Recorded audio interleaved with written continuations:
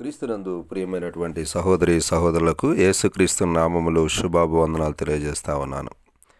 ఈరోజు మనము యోబు యొక్క భార్య గురించినటువంటి విషయాల్ని నేర్చుకోవడానికి ప్రయత్నం చేద్దాం. ముందుగా యోబు యొక్క స్థితి ఎలా ఉంది అనేటువంటి విషయాన్ని చూసి యోబు యొక్క భార్య గురించినటువంటి పాఠాలని మనం నేర్చుకోవడానికి ప్రయత్నం చేద్దాం. ముఖ్యంగా యోబు గ్రంథం 1వ అధ్యాయము మనం గమనించినట్లయితే యోబు ఊజు దేశమునకు సంబంధించినటువంటి మనుష్యుడిగా ఉన్నాడు. ఇతనిలో ఉన్నటువంటి మంచి లక్షణాలు: ఒకటి, యథార్థవంతుడిగా ఉంటా ఉన్నాడు. రెండవది, న్యాయవంతుడిగా ఉంటా ఉన్నాడు. మూడవది, దేవుని యందు భయభక్తులు కలిగినటువంటి వాడు. నాలుగవది, చెడుతనాన్ని విసర్జించినటువంటి వాడు. 4 లక్షణాలు కలిగినటువంటి వాడు. అద్భుతమైనటువంటి లక్షణాలు. 1, యథార్థవంతుడు. 2, న్యాయవంతుడు. 3, దేవుని యందు భయభక్తులు కలిగిన వాడు. 4, చెడుతనాన్ని విసర్జించినటువంటి వాడు. అయితే ఈ యొక్క యోబు యొక్క స్థితి ఎంతో గొప్పగా ఉన్నట్లుగా మనం చూడవచ్చు. తూర్పు దిక్కు జనులందరిలో అతని కంటే గొప్పవాడు ఎవరు కూడా లేడు అనేటువంటి విషయాన్ని మనం ఇక్కడ నేర్చుకోవచ్చు. యోబు యొక్క స్థితి ఎంతో ఉన్నతంగా ఉన్నట్లుగా మనం గమనించవచ్చు. యోబు యొక్క స్థితి ఇంత ఉన్నతంగా ఉండడానికి గల కారణము దేవుడు అనే విషయాన్ని కూడా మనము మర్చిపోకూడదు.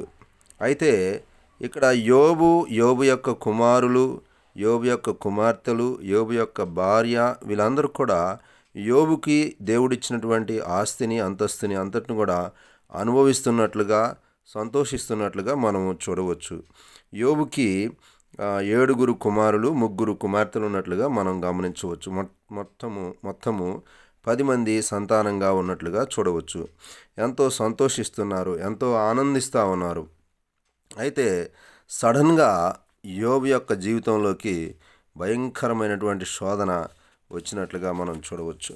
ఆ శోధన ఏంటంటే, మొత్తం కూడా శుభ్రంగా ఆ యొక్క ఆస్తి ఏదైతే ఉందో అదంతా కూడా కోల్పోవటము, తన యొక్క పిల్లలను కోల్పోవటము, తన యొక్క పరిస్థితి అంతా కూడా గందరగోళం అయిపోయినటువంటి పరిస్థితిని మనం చూడవచ్చు. అయితే ఇక్కడ మనకి 2వ అధ్యాయంలో మనం గమనించినట్లయితే 7వ వచనంలో మనం గమనిస్తే, కాబట్టి అపవాది యెహోవా సన్నిధి నుండి బయలువెళ్ళి అరికాలు మొదలుకొని నడినెత్తు వరకు బాధగల కురుపులతో యోబును మొత్తెను. ఇక్కడ సాతానుడు కుటుంబంలో ప్రవేశించి కుటుంబాన్ని అంతటిని కూడా శోధనలకు గురి చేస్తున్నట్లుగా మనం చూడవచ్చు. ఆ శోధన ఏంటంటే ఆర్థికపరమైనటువంటి శోధన. అది ఎంతో భయంకరంగా ఉన్నట్లుగా మనం చూడవచ్చు. యోబు జీవితంలో ఆర్థికంగా కృంగిపోయినటువంటి పరిస్థితిని ఇక్కడ మనం గమనించవచ్చు. ఇంకొక విధంగా చూస్తే తన యొక్క కుమారులు, తన కుమార్తెలు అందరూ కూడా కోల్పోయినటువంటి పరిస్థితిని మనం చూడవచ్చు. అయితే ఇక్కడ ఆదరించాల్సినటువంటి భార్య, హత్తుకోవాల్సినటువంటి భార్య యోబుతోటి ఏమంటుందో ఒకసారి చూడండి. 8వ వచనం మనం గమనిస్తే, 2వ అధ్యాయం 8వ వచనం, అతడు ఒళ్ళు గోకుకొనుటకై చిల్లపెంకు తీసుకొని బూడిదలో కూర్చుండగా అతని భార్య వచ్చి, నీవు ఇంకనూ యథార్థతను వదలకయుందువా? దేవుని దూషించి మరణము కమ్మనెను. ఇక్కడ మనం గమనించినట్లయితే యోబు యొక్క భార్యలో సాతానుడు పనిచేస్తున్నట్లుగా మనం చూడవచ్చు. కుటుంబంలో భర్త స్ట్రాంగ్గా ఉంటే సాతానుడు భార్య ద్వారా పనిచేస్తూ ఉంటాడు.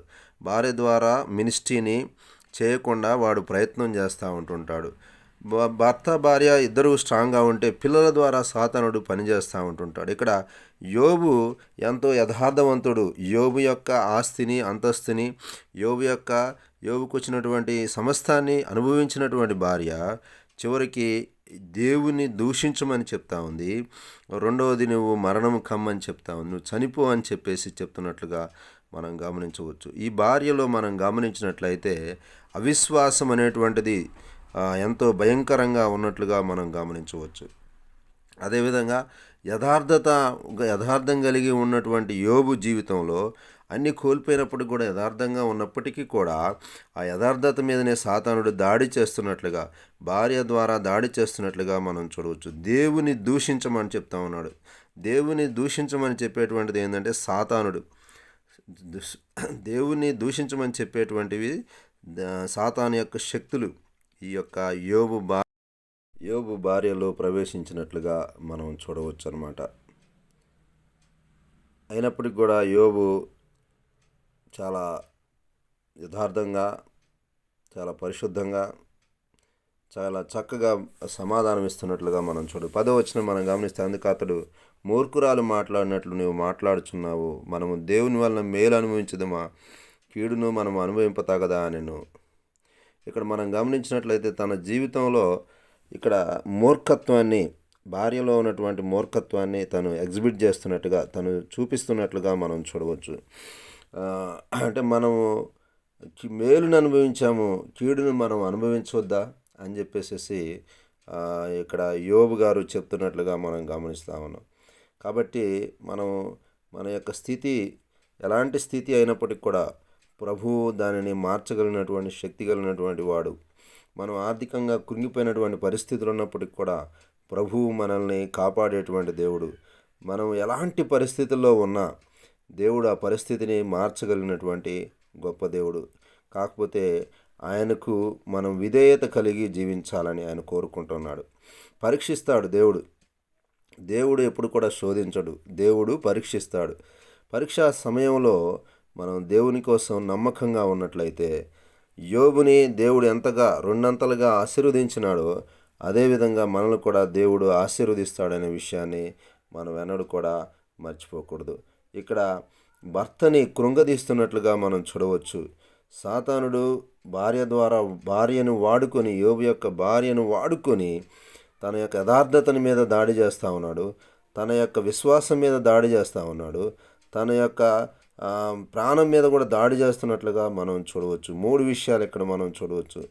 విశ్వాస జీవితంలో కూడా చాలామంది మనం ప్రభు కోసం నిలబడ్డప్పుడు అనేక మంది మనకు శత్రువులు తయారవుతూ ఉంటుంటారు.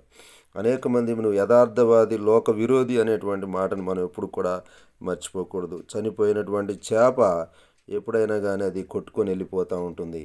బ్రతికున్న చేప ఎప్పుడు కూడా ఎదురీదుతూ ఉంటుంది. ఎదురీదేటువంటి చేపకు అన్ని అడ్డంకులు వస్తూ ఉంటుంటాయి. కాబట్టి యోబు జీవితంలో యోబు యథార్థతను విడిచిపెట్టేసినట్లయితే, దేవుని దూషించి మరణమైపోయినట్లయితే యోబు గ్రంథము 1-2 అధ్యాయాలతోటే ఆగిపోయి ఉండేదేమో. కానీ దేవుని కోసం అతను నిలబడ్డటువంటి తీసుకున్నటువంటి స్టాండ్ ఏదైతే ఉందో అది ఎంతో గొప్పదిగా ఉన్నట్లుగా మనం గమనించవచ్చు. కాబట్టి అతను యోబు యొక్క స్థితిని, మొదటి స్థితి మనం గమనించినట్లయితే తను ఎంతో యథార్థవంతుడు, న్యాయవంతుడు, దేవుని యందు భయభక్తులు గలవాడు, చెడుతనాన్ని విసర్జించినవాడు. ఈ 4 మీద ఎక్కువగా సాతానుడు దాడి చేస్తూ ఉంటుంటాడు, విశ్వాసుల మీద దాడి చేస్తూ ఉంటాడు. వాటి విషయంలో మనం చాలా జాగ్రత్తగా ఉండాలి. అది మనుషుల ద్వారా వాడు పనిచేస్తూ ఉంటుంటాడు. ముఖ్యంగా స్త్రీల ద్వారా కూడా ఎక్కువగా వాడు పనిచేస్తూ ఉంటుంటాడు. కాబట్టి చాలా జాగ్రత్తగా ఉండాలని కోరుకుంటా ఉన్నాను. దేవుడి మాటలను దీవించును గాక. ఆమెన్.